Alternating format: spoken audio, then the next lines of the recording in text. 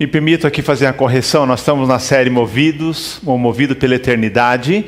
Faça sua vida valer hoje e sempre. Semana passada, falando sobre morte e vida, eu por engano troquei o nome de Antônio Abujanra por Sérgio Manberti. Então, mas é fácil explicar por quê. Porque minha filha cresceu assistindo Castelo Rá-Tim-Bum.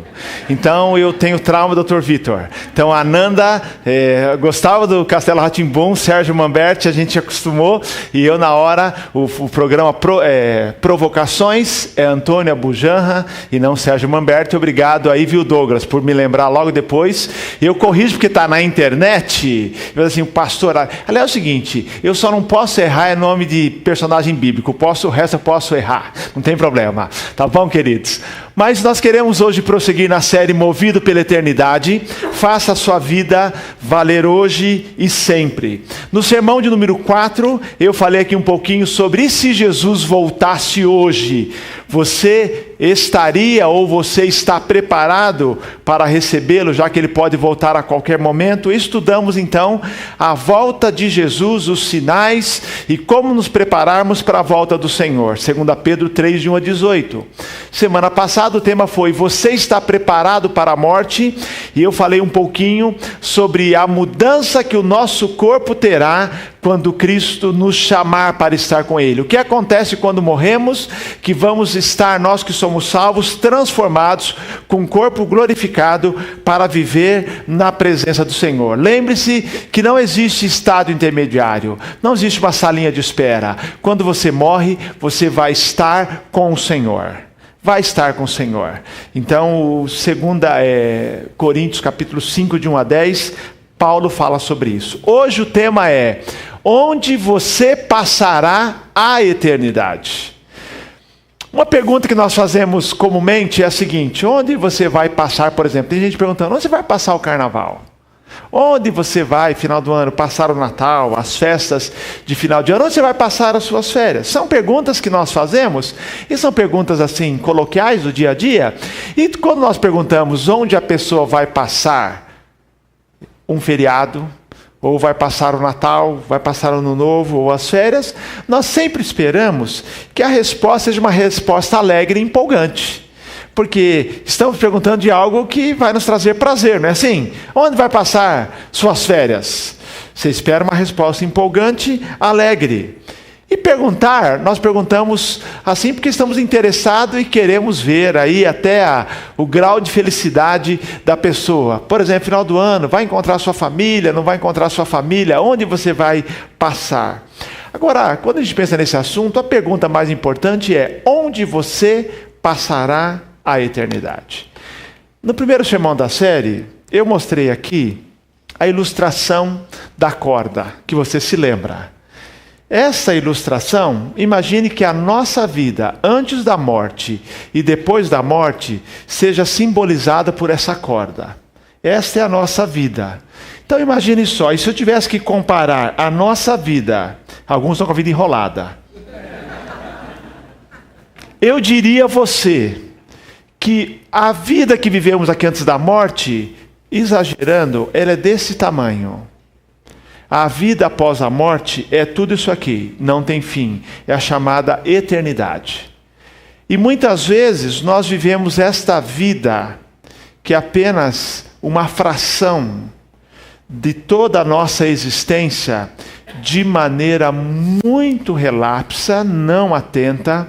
E temos aprendido aqui que a vida aqui na Terra é uma preparação para a eternidade. A verdadeira vida começa depois da morte. E muitas vezes essa fração, eu só fiz assim grande para você poder enxergar, que eu podia pegar essa pontinha aqui. A nossa vida aqui na Terra, ela determina a nossa vida após a morte, a nossa eternidade. E quantas vezes nós colocamos todo o nosso coração, todo o nosso esforço, toda a nossa atenção, todo o nosso sonho nesta pequena parte da vida e esquecemos que esta aqui não é nada diante desta vida, vida após a morte. Aliás, a Bíblia fala, os vários autores, Tiago, no primeiro sermão eu falei sobre isso, ele pergunta: que é a vossa vida? Somos como um vapor, não é verdade? Que passa. Tá? Somos como uma sombra, somos como uma névoa. Essa vida é muito curta. Agora, essa vida é apenas uma preparação para toda essa vida que é a eternidade. Então, o meu desafio a você é que você viva esta vida aqui na terra à luz da eternidade, que você viva nessa terra movido pela eternidade. É a eternidade que deve nos mover, ser a nossa força motriz, que deve nos levar a tomar decisões, porque a verdadeira vida começa quando nós morremos. Por isso essa pergunta: onde você passará a eternidade? Onde você passará a eternidade? E hoje eu vou falar então sobre o destino, ou os destinos após a morte. Eu vou abordar os dois destinos. E eu, logicamente, vou ter que abordar a questão do inferno. Não é um assunto agradável, não é assunto politicamente correto. Vocês vão ficar pensando, por que esse pastor tão bonito, inteligente, vai ficar falando sobre uma coisa da Idade Média? Porque a Bíblia fala sobre esse assunto. E eu não vou pregar com alegria sobre o inferno, não vou falar só do inferno, mas eu quero falar um pouquinho sobre um assunto que é um assunto bíblico, um assunto realista. Então, ao falar da vida após a morte, obrigatoriamente nós temos que falar de céu e temos que falar de inferno. Então, hoje eu quero compartilhar com você e para que te motivar a pensar, não para causar medo, terror, muito pelo contrário, para que a gente valorize mais a salvação que temos em Cristo Jesus. Porque é do inferno que a morte de Jesus nos livrou. Porque foi da perdição eterna que Jesus nos livrou. E a gente valoriza. É impossível você valorizar o Evangelho e a salvação se você não pensar, pelo menos alguma vez na vida, sobre a seriedade do inferno. E é impossível você valorizar o que Cristo fez por você e o grande amor dele, se você não entender do que ele nos libertou. Mas não é assunto agradável, não é assunto politicamente correto, não é assunto aceito pela sociedade. Para ter uma ideia, uma pergunta foi feita para os americanos, uma sociedade que a gente considera ainda cristã. 74% dos americanos dizem que acreditam no céu. No Brasil é 100%. Mas somente 40% acreditam que aqueles que rejeitam a Jesus irão para o inferno. E mais ainda, só 1% acha que o inferno é algo para as pessoas, só para os piores, para os estupradores, para os piores assassinos, só para eles. Tá? Então, 74% creem no céu, 40% creem no inferno para aqueles que rejeitam Jesus, mas apenas 1% ainda da sociedade americana crê que as pessoas realmente mereçam inferno. Então, hoje, ao falar sobre céu e inferno, nós temos que lembrar um pouquinho até da questão que 25% dos evangélicos lá nos Estados Unidos, de várias faixas etárias, disseram que não creem no inferno. 25%. Não, nós não cremos no inferno. Agora eu pergunto, como que pode ser cristão? Pode crer na Bíblia e dizer que não crê no inferno. Tá? Por exemplo, as posições hoje. Há pessoas que acham que o inferno é uma invenção da igreja. A igreja inventou para causar medo nas pessoas e as pessoas andarem na linha. Alguns acham que é uma crença medieval da qual a igreja não se libertou ainda. Era coisa muito comum na Idade Média, com pouco conhecimento, e temos que nos livrar dessa crença medieval. Hoje, já há cristãos que viraram evangélicos liberais pregando aquilo que a gente chama de universalismo. O que é universalismo?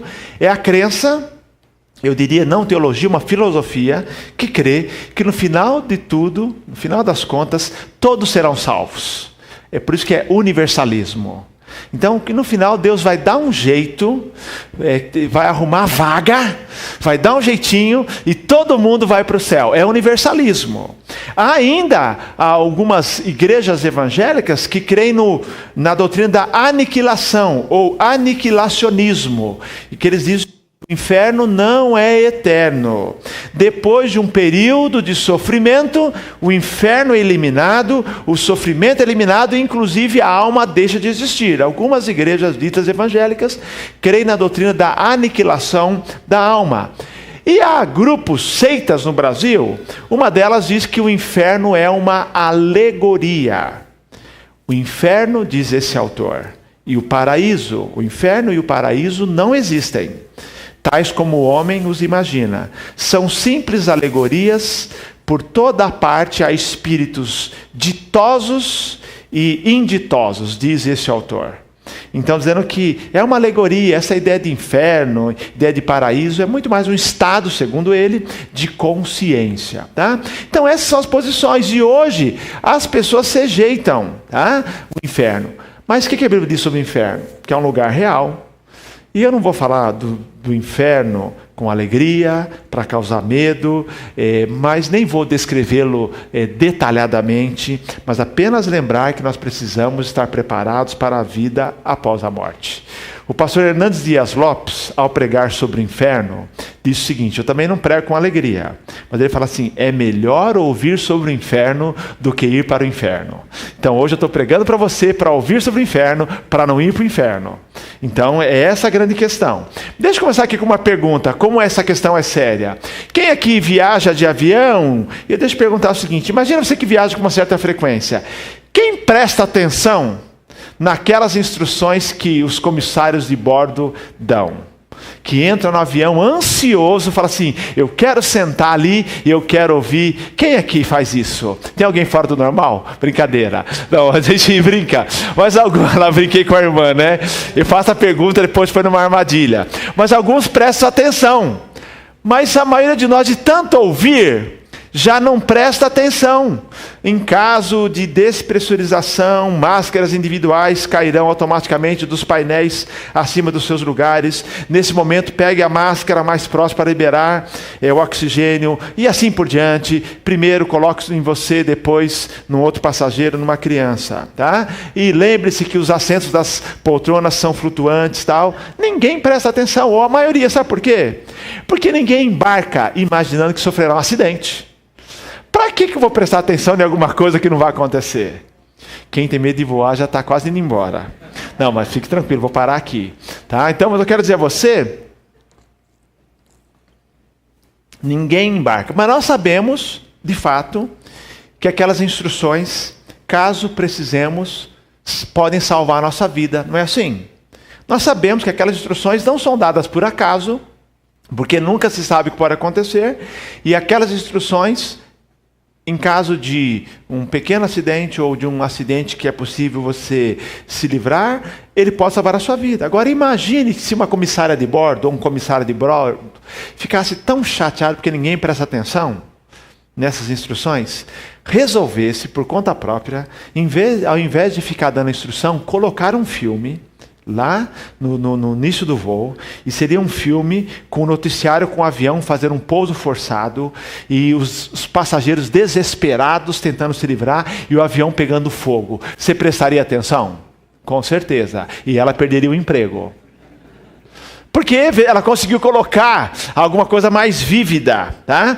Com certeza todo mundo prestaria atenção. Tem um amigo, sobrenome é Júnior. O Júnior me contou, essa semana estive com ele, e ele disse a ele que eu gosto de assistir um programa na TV chamado Mayday, Desastres Aéreos. Entendeu? Eu gosto de ver, não sempre, gente, eu gosto de entender o porquê de um voo não ter dado certo. Tá? Então vamos lá. E aí vão analisar o Mayday, Desastres Aéreos. Ele falou para mim, eu também gostava de assistir, parei de assistir. Falei, por que você parou de assistir? Ele falou assim, porque eu tenho medo de voar. Eu falei, eu fiquei entendendo porque ele assistia sem medo de voar. Mas ele disse assim, meu problema é na decolagem. Eu tenho medo de decolagem. Quando o avião vai decolar, eu começo a suar frio, e eu fico ali concentrado, tentando manter o meu coração ali funcionando normalmente, porque na decolagem. Mas depois que decola, eu fico bem.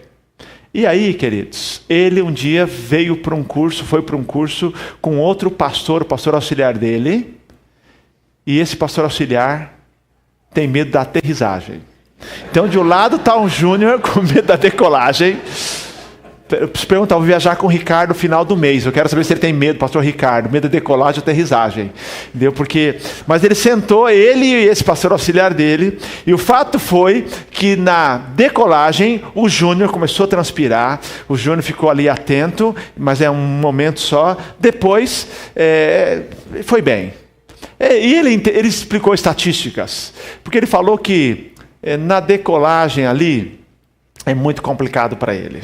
Ok, ele fecha os olhos, fica firme ali. O seu pastor auxiliar tem medo, então, da aterrissagem. Eles foram para o curso. Quando estava o avião para aterrissar, o Júnior, naquele dia, o capitão avisou: gente, a gente vai demorar um pouquinho para aterrissar, porque houve um problema na pista, e houve um voo forçado, e o avião ali até está meio inclinado. E você que, quando fomos ali aterrissar, você que está aqui do seu lado esquerdo pode olhar o avião inclinado. Imagina só para quem tem medo. E aí o Júnior começou a perturbar o pastor auxiliar dele. Falou assim: já pensou se na hora de aterrissar isso acontece com o nosso avião? Esse amigo dele falou assim: Júnior, me respeita na descida, porque eu te respeitei da subida. Exatamente. Porque para quem tem medo, agora, hoje eu quero compartilhar com você um texto que é um texto dramático, mas um texto que fala onde você passará a eternidade. É uma parábola contada por Jesus. O que são parábolas? Parábolas são histórias, em geral fictícias, que procuram nos dar lições para a nossa vida. Parábolas são histórias tiradas do mundo real, ilustrações do mundo real e que tem lições espirituais para nós. É a parábola do rico e de Lázaro, que está lá em Lucas capítulo 16. Para entender o contexto, nos versos 1 a 13, Jesus alertou os fariseus sobre o perigo das riquezas. E ele disse para os fariseus que é impossível servir a Deus e às riquezas. Verso 13 diz isso. No verso 14, diz a Bíblia que os fariseus, por ouvirem isso, e eles eram ricos, a Bíblia diz: e os fariseus, por serem gananciosos, zombavam desse ensino de Jesus. Vejam só, Jesus diz que é impossível servir a ele e às riquezas. Os fariseus, que estavam pensando na pirâmide social lá em cima, estavam bem, começaram a zombar de Jesus.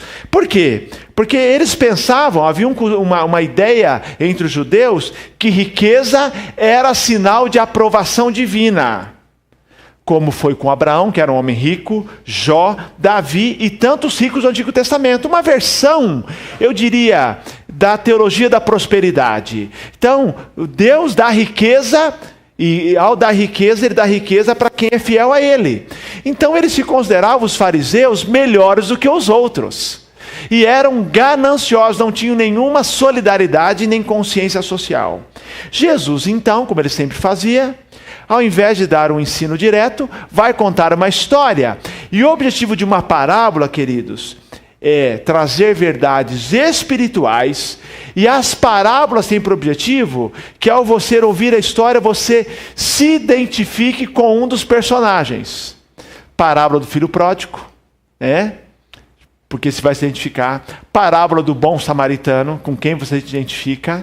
E assim, sempre assim, você ao ler a história, você vai se identificar. Parábola do filho pródigo, você é parecido com o pai, com o filho pródigo, com o filho mais velho. Quando fala do bom samaritano, parece mais com o sacerdote, você age como levita, age como samaritano. Então a ideia é, de alguma forma, a pessoa ser pega pela história. Como aquela história que Natã contou para Davi, para que pudesse acusar e dizer que Davi havia pecado. Então o objetivo é essa. A história, ela é fictícia, mas os ensinos são reais. E aí o objetivo é que os ouvintes se identifiquem. Lucas capítulo 16, é a parábola do rico e de Lázaro. Por excelência, é esse tipo de história. Vou dizer a você aqui, muitos, e eu me incluo entre eles, não olham para isso como uma parábola. mas como uma história real. Por quê? Há duas explicações. A primeira explicação é que Jesus não começa dizendo assim, e contou-lhes uma parábola, que é comum quando ele conta uma parábola. Segundo, é a primeira vez que numa história alguém é chamado pelo nome, Lázaro. Nenhuma parábola tem um nome de alguém. Não cita-se nome. Então, é muito provável que aqui seja realmente uma história real, acontecida com alguém, e que Jesus está nos contando. Mas independente de ser uma parábola ou não, as lições dessa parábola, elas são plenamente reais. Acompanhe comigo Lucas 16, 19 a 31. Havia um homem rico que se vestia de roupas de púrpura e de linho finíssimo, e todos os dias se banqueteava com luxo. E um mendigo chamado Lázaro, todo coberto de feridas, foi deixado em seu portão. E desejava comer das migalhas que caíam da mesa do rico, e até os cachorros vinham lamber-lhe as feridas. Quando o mendigo morreu, foi levado pelos anjos para junto de Abraão. O rico também morreu e foi sepultado. No inferno, em meio aos tormentos, o rico ergueu os olhos e viu de longe Abraão e Lázaro junto dele. E clamando disse: Pai Abraão, tem misericórdia de mim e envia-me Lázaro para que molhe na água a ponta do dedo e me refresque a língua, pois estou atormentado nessas chamas. Abraão, porém, disse: Filho, lembra-te de que em tua vida recebesses bens, mas Lázaro, por sua vez, recebeu males. Agora ele aqui é consolado e tu atormentado. Além disto, há um grande abismo entre nós e vós, de forma que os que quisessem passar daqui para vós não poderiam, nem os daí passar para nós. Então ele disse: Eu te imploro, ó Pai, que o mandes à família de meu pai, porque tenho 5 irmãos, manda-o para os advertir, a fim de que eles também não venham para esse lugar de tormento. Abraão, que é uma figura de Deus aqui, lhe disse: Eles têm Moisés e os profetas, eles têm as escrituras do Antigo Testamento, que os ouçam. Ele respondeu: Não, pai Abraão. Se alguém dentre os mortos for falar com eles, irão se arrepender. Abraão, porém, lhe disse: Se não ouvem Moisés, nem os profetas, ou seja, se não dão atenção às escrituras do Antigo Testamento, tampouco acreditarão, mesmo que alguém ressuscite dentre os mortos. Vamos orar. Deus de amor, nós agora, quando nos aproximamos da Tua Palavra, nós queremos, ao estudarmos esse texto, temos o nosso coração repleto de gratidão pelo Teu amor que nos livra da condenação eterna. Nós queremos sair daqui com o nosso coração agradecido porque em Cristo Jesus temos a salvação. Nós queremos sair daqui mais conscientes que precisamos falar do Teu amor, espalhar o Teu amor para todas as pessoas, porque nós queremos que todos eles, como o Senhor também deseja, possam ter direito ao céu e à vida eterna por causa do pagamento feito por Cristo na cruz. Leva-nos a olhar com esse texto com muita seriedade, mas ao mesmo tempo nos alegrarmos pela nova vida que temos em Cristo Jesus. Minha oração, em nome dele, hoje e sempre. Amém, Senhor. Preste muita atenção nessa história. Como a comissária ou comissário de bordo, o que eu vou te falar aqui hoje pode salvar a sua vida. E eu vou dizer que, diferentemente de um avião, todos nós precisamos das instruções das Escrituras.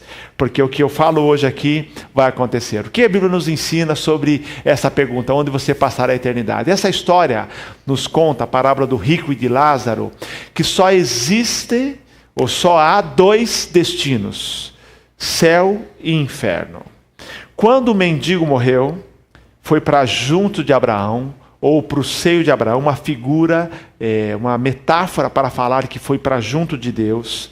O rico morreu e foi sepultado e depois se encontrou no inferno. Vamos aqui abrir um parênteses para explicar. Nós sabemos bem, o rico não foi condenado por ser rico, nem o mendigo foi para o céu por ser pobre. O texto não ensina a salvação dessa forma, não é isso. Ele faz questão de colocar o rico e o pobre, porque assim que o fariseu se encarava, ele tinha o dinheiro e o outro era o pobre. E ele era rico porque era abençoado por Deus, e o outro era pobre porque não tinha nada a ver com Deus. E era exatamente o contrário aqui.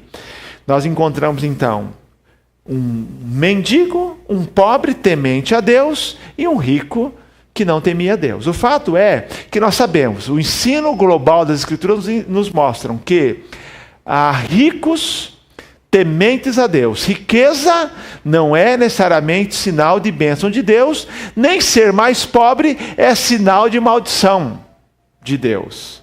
Então, vamos lá.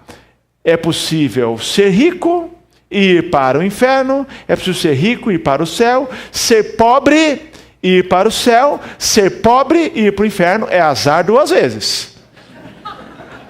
Castigo 2 vezes. Mas é isto. Então não há. A questão não é essa aqui. Apenas Jesus faz questão de falar de um rico, porque é assim que no começo da história o fariseu se identificar. Quando começou a contar a história e sem saber o desfecho, quando Jesus começou a contar, havia um homem rico, ele já fala assim, sou eu. Mas aí a ideia da parábola é você ser pego pela trama. E no meio da história eles descobrem. Entendeu? E logo desprezava o outro. Foi essa a ideia de Jesus. Agora, o rico foi condenado por viver nessa terra uma vida longe de Deus. E a prova que ele via longe de Deus é que não havia nenhuma solidariedade por aquele que era o mais pobre. Ele se achava abençoado por Deus. E Lázaro, o mendigo, foi salvo porque ele, em algum momento, a história não entra em detalhes, ele recebeu a salvação por meio de Jesus. Foi isso que aconteceu. O objetivo de uma parábola não é detalhar tudo, mas detalhes gerais. O texto está nos ensinando que não adianta ganhar o mundo inteiro e perder a alma, como esse rico.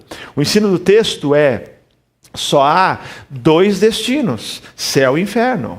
E aí eu vou falar sobre o inferno um pouquinho, porque a minha alegria não é falar sobre o inferno, mas a minha alegria é saber que quando eu prego o evangelho, pessoas podem se libertar do inferno.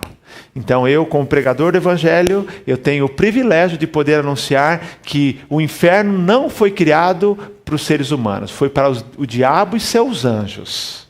Não era o nosso destino inicial. Diabo e seus anjos. Mas a Bíblia nos diz em 2 Tessalonicenses 1,9 que irão para lá também aqueles que desobedecem a Deus, rejeitam a Deus por iniciativa própria, tendo o livre-arbítrio, vão para lá. Mas Deus não criou o inferno de maneira assim customizada para o ser humano. Na verdade, é para o diabo e seus anjos. O inferno foi criado para dar a devida punição a Satanás, por causa da sua revolta. E também hoje é usado para que Deus demonstre a sua justiça, porque a Bíblia nos ensina que Deus é amor e Deus é justiça. E nós sabemos disso. Todos nós temos um senso de justiça. Ninguém, ao olhar aqui na nossa situação do dia a dia, olha, por exemplo, para Brumadinho e fala assim, tudo bem, o que a Vale fez não tem problema algum. A gente quer justiça. Ninguém olha para uma questão do CT do Flamengo e fala, tudo bem, nós esperamos por justiça. Então, Deus colocou em nós também esse princípio de justiça. E o inferno é a justiça de Deus. Agora, eu não gosto do inferno, mas o fato de eu não gostar do inferno significa que ele não existe. Para ter uma ideia, 1/3 dos ensinamentos de Jesus falava do inferno. Metade das suas parábolas falam sobre esse assunto. Nenhuma pessoa falou tanto sobre o inferno. Agora, o céu também é um lugar real e o inferno é um lugar real. Então a história nos mostra, queridos, você vê aqui, há uma vivacidade de detalhes. Versículo 22, quando o mendigo morreu, foi levado pelos anjos para junto de Abraão. E agora o rico morreu, foi sepultado, e no inferno, em meio aos tormentos, o rico ergueu os olhos e viu de longe Abraão e Lázaro junto dele. É um lugar real. Outra questão que o texto nos mostra, que os dois destinos, céu e inferno, eles são destinos eternos. Eternos. Não são destinos temporários. São destinos eternos, destinos irreversíveis. Vejam só, o texto nos diz que o rico falou para o pai Abraão, figura de Deus, dizendo assim, olha, peça para que realmente Lázaro possa pegar água, um pouquinho de água, ponta do dedo, verso 24, e me refresque. Mas a Bíblia fala que há um abismo. Ele reconhece aqui que é irreversível, que ele nem pede para que a sua situação seja mudada. Ele está se preocupando com os seus parentes. Como é que é o inferno, queridos? Quando você quiser aprender um pouquinho sobre o inferno, não pegue definições de inferno dos comediantes. Os comediantes querem falar do inferno como um lugar de festa. Não é isto? Eu nunca vi um comediante falar do inferno como algo maravilhoso. O inferno é para eles um lugar de festa. E eles querem passar a ideia de que o céu é um lugar chato. Então, você quer saber? Leia aqui, veja onde que é chato. Porque essa é a ideia do mundo. O inferno é um lugar de festa. Inúmeras piadas sobre isso. Chegamos na festa. E o céu? Céu é um lugar chato. Ninguém aguenta. E semana que vem eu vou falar sobre o céu como esse lugar maravilhoso. Os dois destinos são eternos, irreversíveis. Tá? Não dá para mudar de lugar. Quem foi para o céu vai passar a eternidade no céu. Quem foi para o inferno, lá ficará para sempre. E a Bíblia diz aqui está a seriedade, verso de número 25. A Bíblia diz que é um lugar de tormento. Entendeu? Lugar de tormento. Ali, ele era atormentado. O verso 24 fala que ele estava incomodado ali pelas chamas. Estou atormentado nessas chamas. O versículo 26 fala que é lugar de separação. Entre nós há um abismo. É isso, que este é o inferno, querido. Então, mexe com as nossas sensibilidades, mas são lugares reais. Mas o céu também é um lugar real, e eu quero falar um pouquinho sobre isso na semana que vem. Mas hoje, o que nós podemos ver aqui? Diz a Bíblia que Lázaro foi para o seio de Abraão, e lá é um estado de bem-estar, estava junto de Deus. Lugar de descanso, lugar de glória, lugar de consolo, lugar onde Deus habita. Apocalipse 21, de 1 a 4, descreve onde não há morte, não há separação, não há choro, não há lágrima. A vida no inferno é um tormento e a vida no céu é um lugar de satisfação, mas são destinos irreversíveis. Olha, eu gostaria que houvesse segunda chance, mas não tem segunda chance. Não tem. Eu gostaria que existisse essa possibilidade. Então, não adianta crer em purgatório, não adianta crer em universalismo, em aniquilação, porque a Bíblia diz que, embora ideias humanamente atraentes, não são bíblicas. Aliás, outra ideia, alguém diz assim, não, inferno é aqui. Você já ouviu isso? Fala que é aqui, mas ninguém quer ir embora. Né? Inferno é aqui. Não, inferno não é aqui não, queridos. Não. Isto, quando a gente pensa que os dois destinos são irreversíveis, são eternos, aumenta a nossa responsabilidade. Porque nós não queremos que ninguém viva, esteja lá como este homem rico estava. Aumenta a nossa responsabilidade, a nossa compaixão por aqueles que não receberam a Jesus. Por aquele seu parente, aquele seu amigo, aquele seu familiar que você não quer que vá para esse lugar, que é o destino natural daqueles que não têm Jesus. Mas a boa notícia é que o destino eterno depende de uma decisão feita em vida. A decisão feita em vida determinará a vida futura. Você viu aqui como este homem, esse rico, foi tomado, aquele homem que vivia de maneira assim tão displicente, negligente aqui na terra, só pensando em desfrutar, sem nenhuma preocupação com o outro, porque em relação a Lázaro, nenhuma preocupação.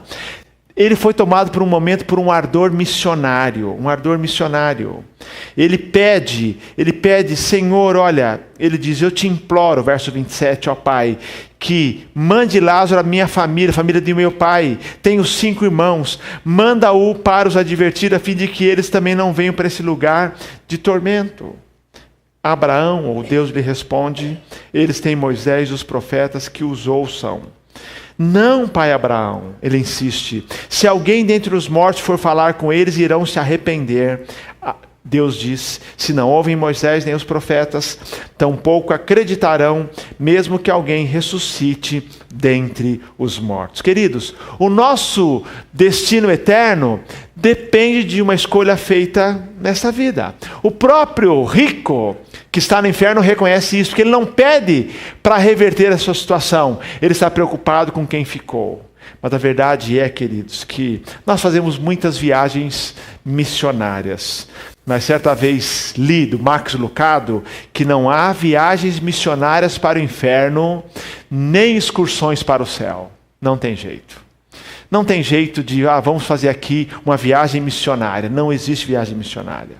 Mas João 3,16 diz que Deus amou tanto o mundo, que deu seu Filho único, para que todo aquele que nele crê não pereça, mas tenha a vida eterna.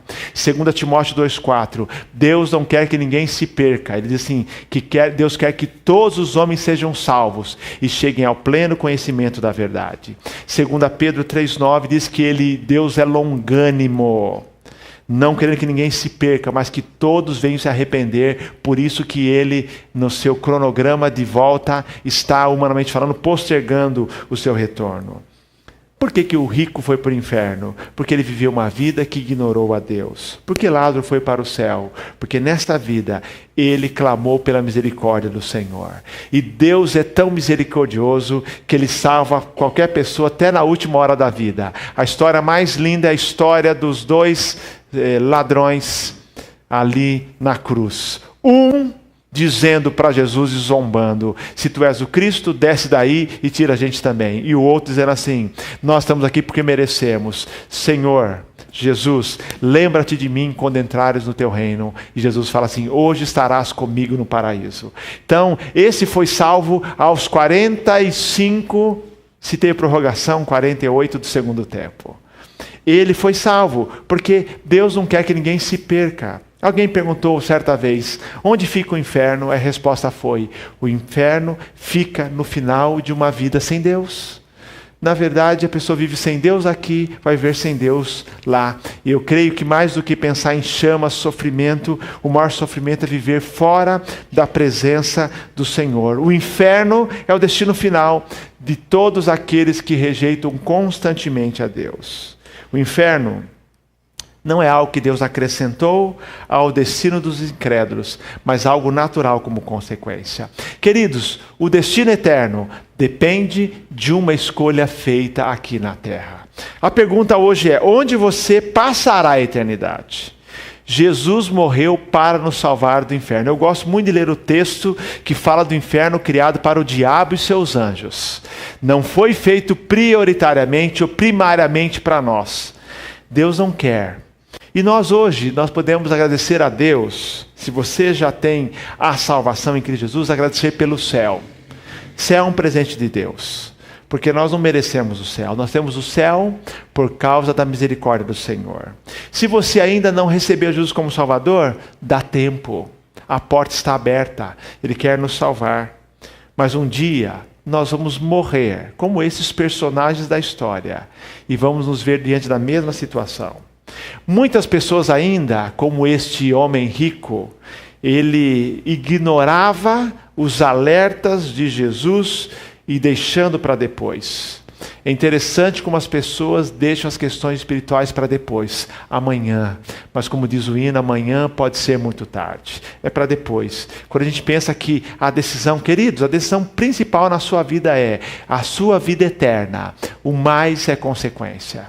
Você pode errar em outras áreas da vida, mas não erre nessa. Essa é uma decisão tomada aqui que define o seu destino eterno. Não haverá segunda chance. Amanhã, alguns dizem, eu vou aceitar Jesus como meu Salvador. O que adianta, o texto mostra, ser bem-sucedido aqui nessa terra, se você vai passar a eternidade longe de Deus? Mas dá para mudar o destino. Uma das coisas que Satanás procura fazer, e eu falei aqui dessas correntes que não creem no inferno, é convencer as pessoas que o inferno não existe. E ele é um bom estrategista. Faz sentido a sua propaganda, o seu marketing. Se eu quero mais pessoas no inferno, vamos então levar as pessoas a descrerem do inferno. Se não creem no inferno, não precisam tomar nenhuma decisão. Ou vamos dizer para eles que o inferno é tudo isso, não. É um lugarzinho até melhor que o céu, segundo ele. Ou o inferno não é eterno. E ele usa a sua estratégia. Se eu tivesse a oportunidade de fazer uma excursão, Deus fala assim, olha, você tem aí a oportunidade de levar um grupo de pessoas aqui de Campinas, você pode escolher para o céu ou para o inferno. Para onde que eu escolheria? Eu falei, sabe o que eu escolher? Senhor, posso fazer uma excursão de 30 segundos para o inferno? Eu levaria o grupo para o inferno 30 segundos. Todo mundo voltaria e se converteria. Porque 30 segundos de inferno, sabe, você já veria que realmente o nome já diz. Mas muitas pessoas não levam em conta isso. Mas onde você passará a eternidade? A Bíblia diz: entrai pela porta estreita, porque larga é a porta e espaçoso o caminho que conduz à perdição, e muitos são que entram por ela. E porque estreita é a porta e apertado o caminho que leva à vida, e poucos há que a encontrem. Então, nós temos que entrar pela porta estreita. É a porta que conduz ao céu. É a porta que nos conduz para aquele lugar pelo qual Jesus morreu, para que nós possamos ir. Ele morreu para que todos nós possamos ir para o céu. Nem todos irão, mas é vontade de Deus. Deus não quer que ninguém se perca. Ele é longânimo. Ele amou tanto o mundo que deu seu Filho para que todo aquele que nele crê não pereça, mas tenha a vida eterna. Na verdade, o diabo é que quer realmente estragar a nossa vida e o nosso futuro, mas Jesus quer nos dar a vida eterna. Eu queria orar com você hoje. Deus de amor, eu quero te louvar, porque o Senhor morreu em nosso lugar e nos livrou desse lugar horrível que é o inferno.